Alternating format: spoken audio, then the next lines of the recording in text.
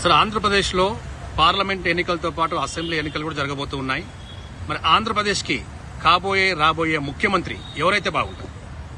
ఆంధ్రప్రదేశ్లో ఇప్పుడున్న రాజకీయాల దృష్ట్యా బీజేపీ పార్టీ అక్కడ డబుల్ స్టాండ్తో ముందుకెళ్తున్నది. ఇప్పుడున్న పాలన జగన్ పాలన 5 సంవత్సరాలు చూసినట్టయితే కొంత పై లెవెల్లో క్రిమినల్గా ఉన్న, కింది లెవెల్లో కొంత గ్రాస్ రూట్లో కొన్ని పథకాలు ప్రజల్లోకి చేరాయి. వాటి దృష్ట్యా కొంతమేరకు ఎడ్జున్నా అవి గెలుపు దిశగా ప్రయాణిస్తాయని మేమైతే అనుకోవట్లేదు. కొంత అది అటు ఇటుగానే ఉంటుంది, సమానంగానే ఉంటుంది, పోటాపోటీగానే ఉంటుందని మేము అనుకుంటున్నాం. ఇవి కొన్ని జగన్ చేసే పనులు కొన్ని హై లెవెల్ పనులు అయితే వాటికి నామరూపాలు లేకుండా ఉన్నాయి. ఇప్పటి వరకు ఏపీలో అస్తవ్యస్తంగానే ఉన్నాయి. చంద్రబాబు పాలన ఇదివరకు 10 ఏళ్లు ఏపీలో పరిపాలించినప్పుడు కొన్ని ఏపీకి సంబంధించిన కొన్ని సుదీర్ఘమైన పనులు వారు చేయడం జరిగింది. దాన్ని ప్రజలు చూస్తున్నారు. అయితే ఇప్పుడున్న పరిస్థితుల్లో సామాన్యుల్లో జగన్కి కొంత నేమున్నా కూడా కొంత ఎడ్యుకేషన్ పీపుల్లో మాత్రం చంద్రబాబు వైపే మొగ్గు చూపడం జరుగుతున్నది.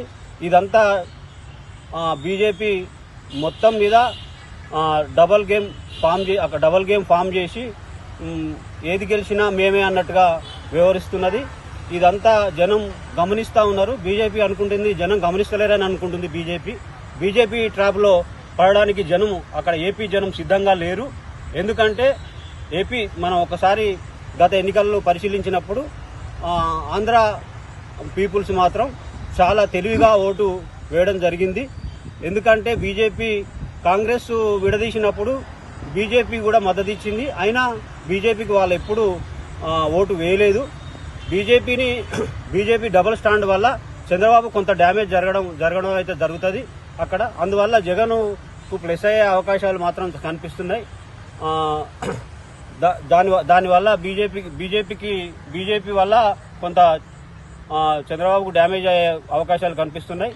సార్, ఇప్పుడు మహాకూటమిగా అటు టీడీపీ పార్టీ, జనసేన మరియు బీజేపీ సంయుక్తంగా ముందుకు పోతూ సైకిల్ రావాలి, కాబోయే ముఖ్యమంత్రి మహాకూటమి నుంచే ఉంటారని చెప్పి అంటున్నారు. దీన్ని ఏ విధంగా చూడొచ్చు?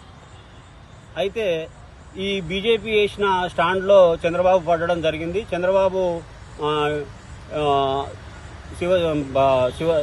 మన పవన్ కళ్యాణ్ కలిసి కనుక పోయేది ఉంటే కొంత మేలు జరిగేది ఉండే. బీజేపీ కలుపుకోవడం వల్ల అక్కడ చంద్రబాబుకే మైనస్ జరుగుతుంది.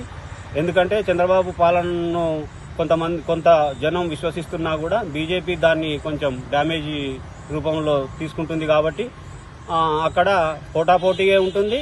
కొంత జగన్కు కూడా ఎడ్జ్ ఉండే అవకాశాలు ఎక్కువగా ఉన్నాయి.